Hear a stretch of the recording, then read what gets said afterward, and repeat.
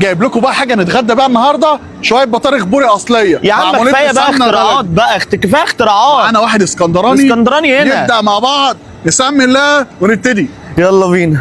انت فتحت على طول؟ على طول. وسبقتني. بس بص بطارخ بوري ايوه سايحه في زبده بلدي. يا عيني. تاخد كده على الرز. انا اديلك برضه انت كمان. ماشي أيوة. ماشي الدنيا. بس كده. يلا. دي موت. ده كوليسترول. انت دي الاكله المفضله لقلب هاني فود. انت النهارده قاعد معايا في مطعمي، فلازم اديك شويه تاخد شويه خلطه. بصل سايح في زبده. بص المنظر ده حوار. تحطهم كده على البطروخ. البوري بتاعكم بتاع اسكندريه بس على طريقه هاني فود بتاع القاهره. صح. يلا. انا معاك. فوسفور في السما. من فوق. ها معلي. فوسفور. خش على الوايت. بتضرب في القلب. سيبك من اللي بالزبده، خلينا في الفاني دي. دي شويه بطارخ وايت صوص. البطارخ لما تبقى بالوايت والنبي صوص تحط على الرز وتاكل. يا عيني. الوايت صوص كده مع البطارخ يا مني. يقولوا ان الاسكندرانيه تحب البطارخ.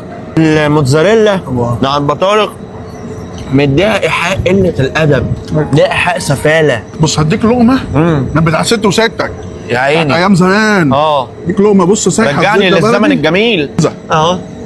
بطارخ معموله بزبده بلدي. الله يرحمك. تعلي الكوليسترول. الله يرحمك. والفسفور. اطلبوا بطارخ بوري بالزبده او وايت صوص من شيرين بزون مع واحد رز وعيش وسمنه، هتعلي الكوليسترول وتتبسط. قول لهم سلام يا مني.